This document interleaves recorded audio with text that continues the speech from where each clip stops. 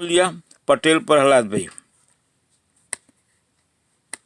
Donald Trump कह रहे हैं कि भाई अब तो मुझे नोबेल पीस प्राइज दे दो, इतनी मेहनत कर रहा हूं। हाँ, ये बात सही है कि 2 दिन पहले अमेरिका को घसीटते हुए ईरान इजराइल कॉन्फ्लिक्ट के अंदर ले गए, बड़े बड़े बॉम्ब गिरा दिए ईरान के ऊपर, लेकिन अब वो क्रेडिट लेना चाहते हैं कि वही शांति दूत है, वही डील मेकर है। क्योंकि अब डोनाल्ड ट्रंप का दावा है कि 12 दिन का ईरान इजराइल वॉर उन्होंने खत्म करा दिया है। ये दूसरी बात है कि ईरान कह रहा है कि डोनाल्ड ट्रंप ने भीख मांगी थी कि भैया डील करा लेते हैं, शांति वार्ता कर देते हैं, सीज फायर करा देते हैं। लेकिन फैक्ट यही है कि अगर नोबेल कमिटी के पास कोई ऐसा अवार्ड हो, best attempt at peace prize, most improvement for peace prize, तो डोनाल्ड ट्रंप को उसके लिए कंसिडर किया जा सकता है।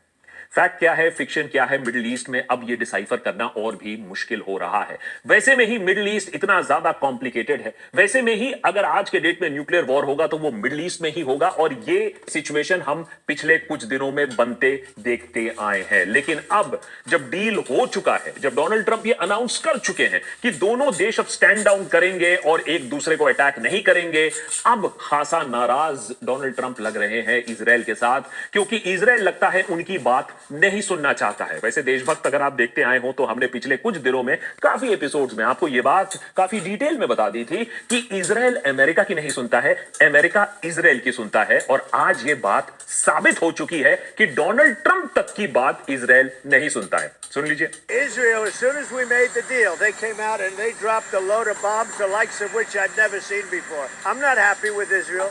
You know, when I say, okay, now you have 12 hours, you don't go out in the first hour and just drop everything you have on them. So I'm not happy with them. I'm not happy with Iran either. But I'm really unhappy if Israel's going out this morning because the one rocket that didn't land, that was shot, perhaps by mistake, that didn't land. I'm not happy about that.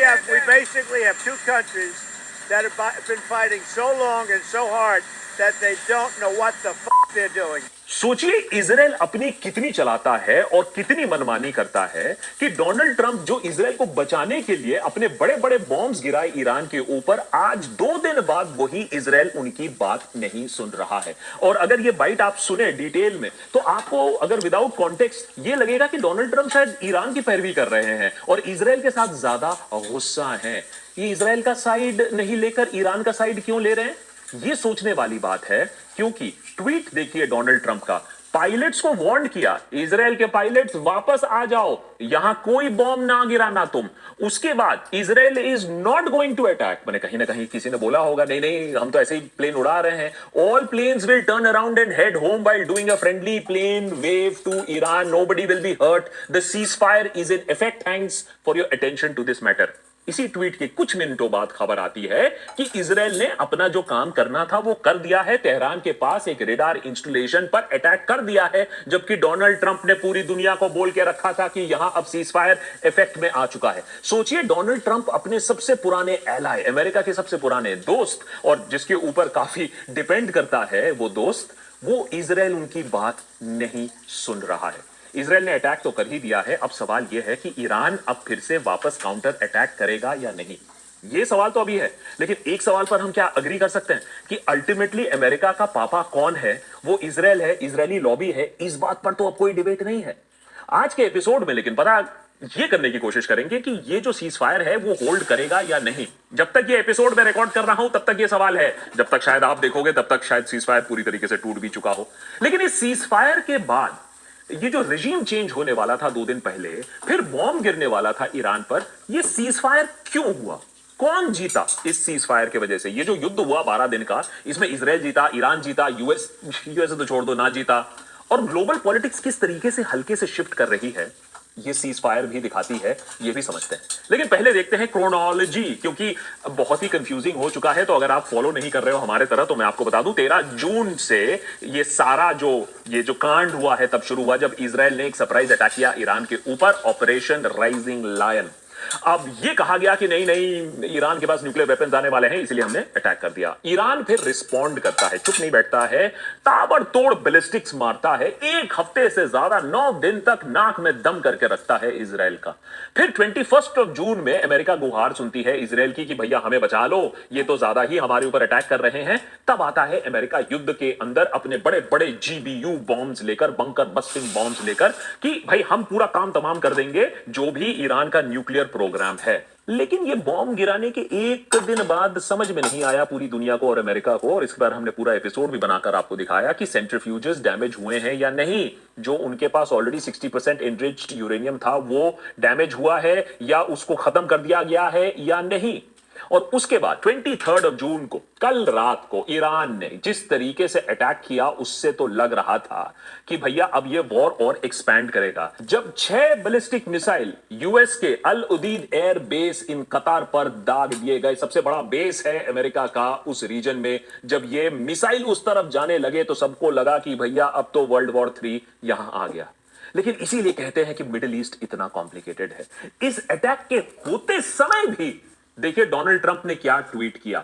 Donald Trump ने attack के कुछ ही क्षणों बाद tweet किया कि देखिए मैं ये बात बता दे रहा हूं, I am pleased to report no Americans were harmed and hardly any damage was done. सोचिए एक देश आपके मिलिट्री बेस पर अटैक कर रहा है, देश का प्रेसिडेंट बोल रहा है कि ठीक है आपने अटैक कर दिया है, they have gotten it out of the system, मैंने जो भी भड़ास थी वो निकाल दिया है और इसके बाद अब और कोई नफरती कार्रवाई नहीं होगी। अब आपने हमें अर्ली नोटिस दे ही दिया था इस अटैक से पहले, तो अब आइए शांति की बात करते हैं, अब और सब रेड शेड खत्म करके हम सीज फायर की बात करते हैं।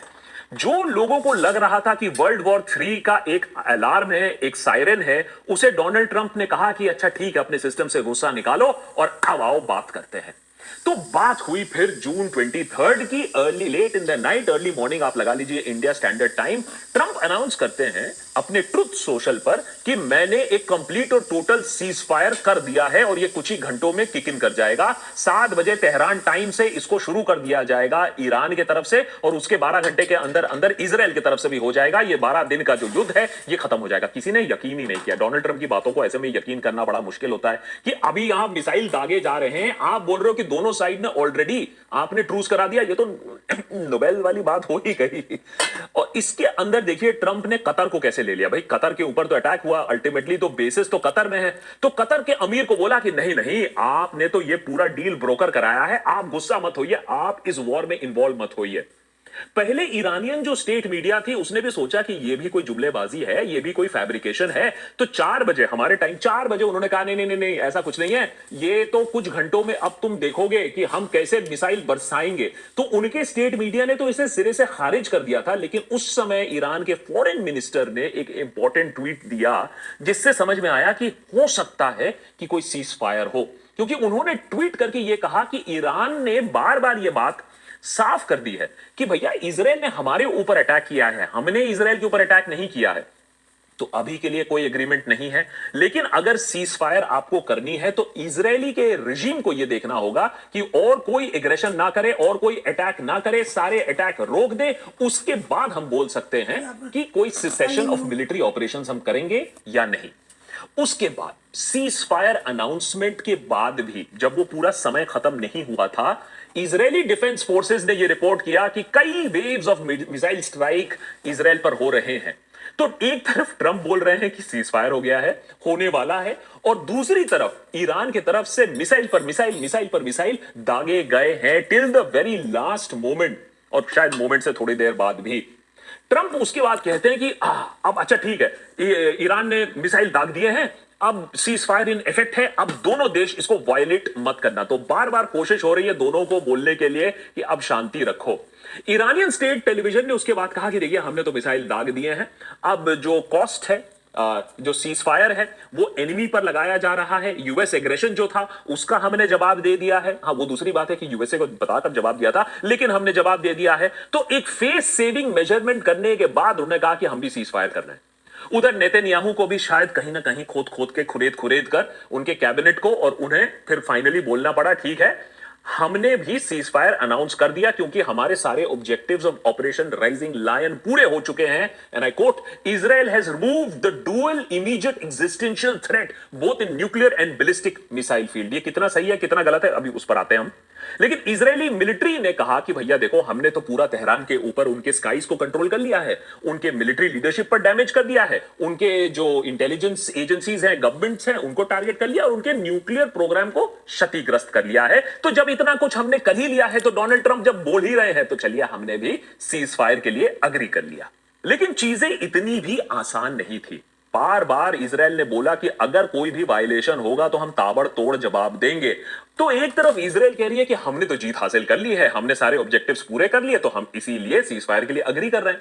लेकिन उधर दूसरी तरफ तो क्रेडिट ईरान भी लेना चाहता है। उनके सुप्रीम नेशनल काउंसिल ने भी एक स्टेटमेंट निकाला कि देखिए, सीज फायर तो ठीक है, हमने तो humiliating and exemplary response to the enemy's cruelty already दे के रखा है, उनके बेस पर भी अटैक कर दिया और इजराइल को भी अच्छा सबक सिखा दिया। तो बोल रही है काउंसिल कि ठीक है, अब जब इतना कुछ हम कर ही चुके हैं, हमने प्रोपोर्शनल एंड टाइमली मैनर पर एनिमी को रिग्रेट करा दिया, उनको हरा दिया, उनके एग्रेशन को धूल चटा दिया, तो अब हम कह रहे हैं कि ठीक है, the armed forces of the Islamic Republic of Iran without any trust to the words of the enemy and with their hands on the trigger are ready to deliver a decisive and deterring response of violation of any act of the enemy. तो कहीं ना कहीं ये जो cease fire है, ये gun के trigger पर हाथ रखकर सीज फायर है, वो गन कभी भी चल सकती है। अभी के लिए तो ईरान कह रही है कि भैया हम तो सेलिब्रेशन कर रहे हैं, ये विक्ट्री सेलिब्रेशन है। और दिक्कत यही है, इजराइल इसे विक्ट्री देखना चाहेगा,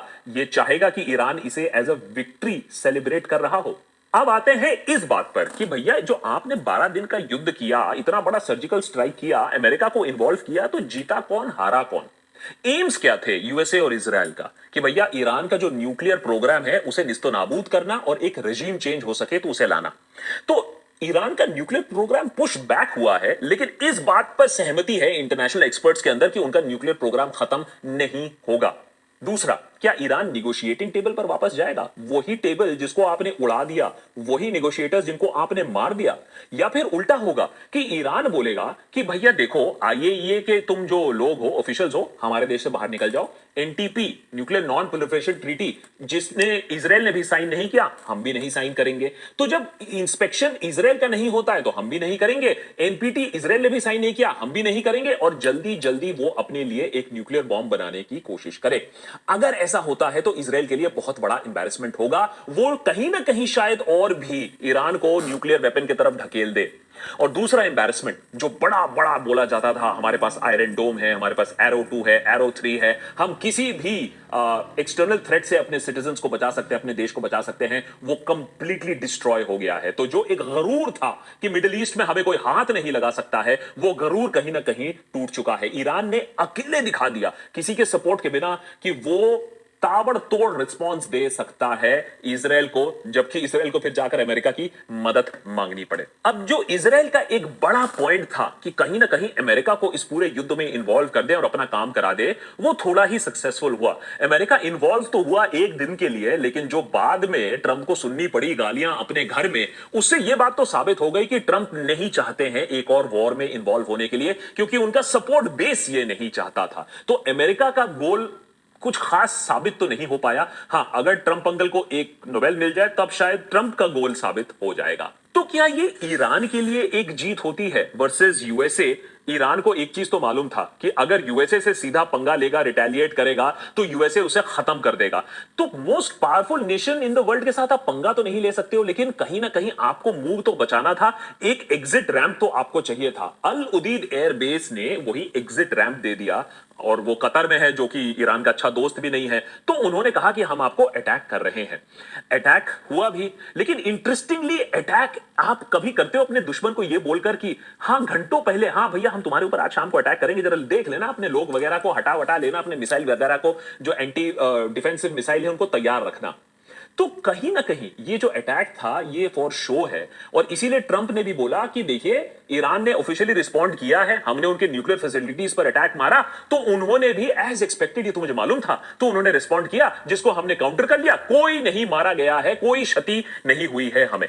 तो ये प्री स्ट्राइक वार्निंग से एक चीज हो गई कि कोई भी अमेरिकन सैनिक मारा नहीं गया। अगर कोई अमेरिकन सैनिक मारा जाता तो अमेरिका को इस लंबे युद्ध में अपने आप को इन्वॉल्व करना पड़ता। तो यहां एक ऑनरेबल डिस्चार्ज हो गया। ईरान ने भी बोला कि हमने भी मिसाइल दाग दिए, अमेरिका ने बोला ठीक है थोड़े बहुत मिसाइल हमारे तरफ आए लेकिन हमने तो बड़े बड़े बम इनके न्यूक्लियर फैसिलिटीज के ऊपर गिरा दिया, और अमेरिका का तो यही मानना है कि हमने उनके न्यूक्लियर फैसिलिटीज को खत्म कर दिया है। लेकिन एक चीज जो देशभक्त पर हम डिस्कस करना चाहेंगे, और ये थीम और ये वार्निंग हम देशभक्त पर सालों से अब देते आए हैं, कि चाइना का जो एक रोल है ग्लोबल पॉलिटिक्स में, ग्लोबल जियोपॉलिटिक्स में, ग्लोबल इकोनॉमी में, उसे हमें हल्के में नहीं लेना चाहिए। सोचिए अमेरिका चाइना से बोल रहा है कि यार ये स्ट्रेट ऑफ हॉर्मुज बंद करने की बात कर रहे हैं, इन्हें बोलो कि ये बंद ना करे, जबकि इंपैक्ट चाइना पर ही पड़ेगा ज्यादा, लेकिन अमेरिका के लिए भी और ग्लोबल इकोनॉमी के लिए ये अच्छा नहीं होता। तो चाइना को रिक्वेस्ट किया जा रहा है। क्यों? क्योंकि चाइना पीछे से बहुत ज्यादा रोल प्ले कर रहा है ईरान के साथ। वो बड़ी बड़ी हेडलाइंस और बड़े बड़े ट्वीट्स नहीं करता है। हाल ही में new Iran China railway line, एक फ्रेट कॉरिडोर का उद्घाटन होता है। चाइना के जियान से तेहरान तक ये रेलवे लाइन मई 2025 में लॉन्च होता है। 10,400 किलोमीटर लंबा ये रेलवे लाइन, ये चाइना से कजाकिस्तान, उज्बेकिस्तान, तुर्कमेनिस्तान और फिर ईरान तक आता है। और ये लाइन है क्या? ये लाइन चाइना का ambitious belt and road initiative या BRI का एक हिस्सा है। ट्रांस कॉन्टिनेंटल ट्रेड नेटवर्क, जो कि Asia, Persian gulf, Africa, Europe सबको लिंक करने की बात करता है। और ये थियोरी की बात नहीं कर रहा हूं, फर्स्ट फ्रेट ट्रेन अराइव भी हो चुका था मई 25, 2025 में। तो इससे होगा क्या? सबसे बड़ी चीज ये जो करता है, ये ट्रेड टाइम कम कर देता है। ईरान से अगर कोई शिपमेंट चाइना जाना हो तो 30 से 40 दिन जो मैरिटाइम रूट लगता था वो 15 दिन का बन जाता है बाय रेट। तो इससे कॉस्ट कम होगा, इससे ट्रेड एफिशिएंसी बढ़ेगी। सैंक्शंस, जो ईरान एक्सपोर्ट कर सकता है, अब अपना तेल अपने देश के अंदर से गुड्स इंपोर्ट कर सकता है यूएस सैंक्शंस को बाईपास करते हुए। आपको सुन के हैरानी होगी, लेकिन चाइना ईरान से करीबन 90% उसका जो ऑयल एक्सपोर्ट है खरीदता है। सोचिए चाइना अगर 90% ईरान का ऑयल एक्सपोर्ट खरीद रहा है, स्टेबल सप्लायर है ईरान, उसका सस्ता ऑयल मिल रहा है चाइना को, तो क्या वो ऐसे ही अमेरिका को अटैक करने देगा ईरान पर? उसके ऊपर चाइना ईरान टाइज सोचिए कितने गहरे हैं। $400 बिलियन का डील साइन है, ये कॉर्पोरेशन डील है, 25 साल का एक डील साइन कर रखा है। $400 बिलियन चाइना लगाएगा ईरान के अंदर। इतनी बड़ी स्ट्रेटेजिक पार्टनरशिप है। आपको लगता है एक रेजिम चेंज के लिए और एक डोनाल्ड ट्रंप ने कुछ कह दिया तो चाइना उसे चुपचाप अग्री कर लेगा? यहां तक कि ईरान जीपीएस सिस्टम यूज नहीं करता है, चाइना का BDS, जो कि चाइना का ग्लोबल पोजीशनिंग सिस्टम है, वो यूज करता है। देशभक्त पर हम बार बार बोलते आए हैं कि जिस तरीके से हम पाकिस्तान से आज नहीं लड़ रहे हैं, हम चाइना से लड़ रहे हैं, उसी तरीके से अमेरिका को भी शायद समझ में आ चुका था कि वो ईरान से नहीं लड़ रहा है, उसके भी पीछे एक पौपा उसका खड़ा हुआ है जो कि चाइना है। चलिए ये युद्ध शायद रुक जाए, कुछ और बमबारी होगी, लेकिन सारे साइड्स को मालूम है कि इनडेफिनेटली इसको कंटिन्यू करके किसी को बेनिफिट नहीं मिलेगा, क्योंकि सबके पास कोई ना कोई स्ट्रेटेजिक एडवांटेज है। किसी के पास स्टेल्थ बॉम्बर है, किसी के पास बैलिस्टिक मिसाइल्स है और किसी के पास रीजनल स्ट्रेंथ है।